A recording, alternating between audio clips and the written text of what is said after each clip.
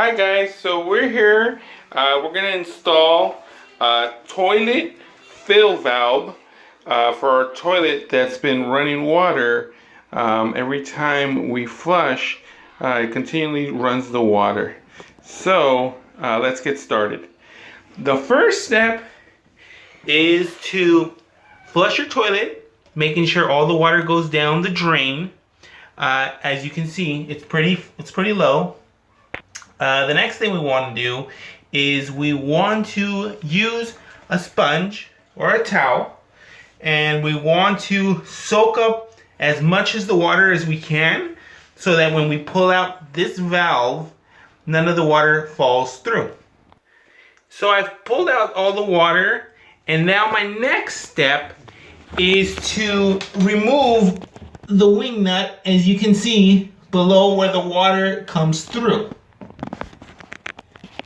Okay, now we can see that we have removed the wing nut.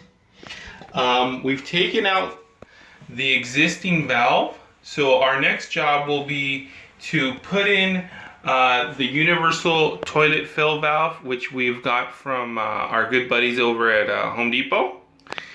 This is the new part. So here's the valve. Here's the wing nut to hold it in place. Here's the hose where the water is filtering from. And then we have this clip that goes into our water pipe. So now we will also start putting these items in.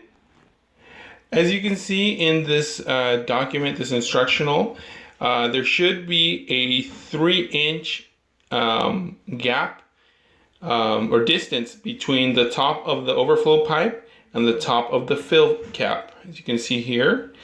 And then there should be a gap of 1/2 inch from the top of the overflow pipe into the water. Okay, so we're gonna place the valve inside as so. We're going to get the tube. We're gonna place the tube inside the nozzle here.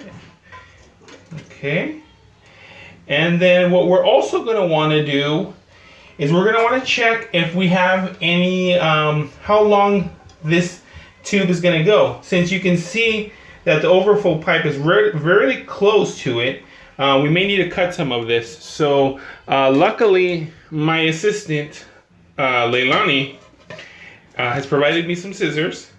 So I'm just going to cut this, a fairly good chunk of it out. Okay, so just taking this out. We're going to apply this in here. To do so, we have the kit. So the kit has the clip. We're going to place the clip inside the tube. Okay, we want to make sure it goes all the way through. Then we want to open up this particular clip and make sure it fills in the edge of our overflow valve. So once that's inserted, we will then screw in the wing nut. Okay, so we've put in the wing nut on the bottom. We've also connected the main water to the valve. So now our next stop is just to turn on the water.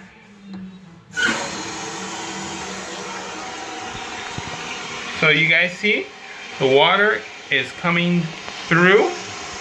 Okay, so you guys can see the water is getting close to the water line, and it should be ready to stop outputting water from the total main line.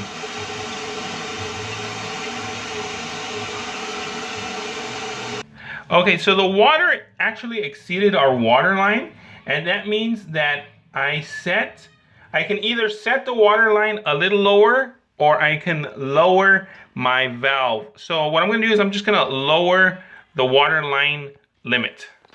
Okay, I lowered it again, but as you can see, it's barely right below where the overflow is, so I got to adjust it again even more. Okay, so the water line again may be exceeded, so Looks like you have to go really low. Okay, so it's right above the water line. I guess what I can do is next time we use the restroom, I might lower it even more just so we're up to code or standard. And then we'll go from there. But let me know if you guys, send me any messages if you guys need any help or anything with regards to this universal fill valve. It's really simple. We got it from Home Depot, $7. So don't call a plumber. This is something easy you can do if I can do it.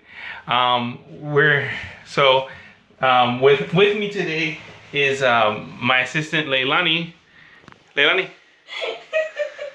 And this is Gustavo, aka Mufasa 1982, and we're here to help you with all your tools and your crafts.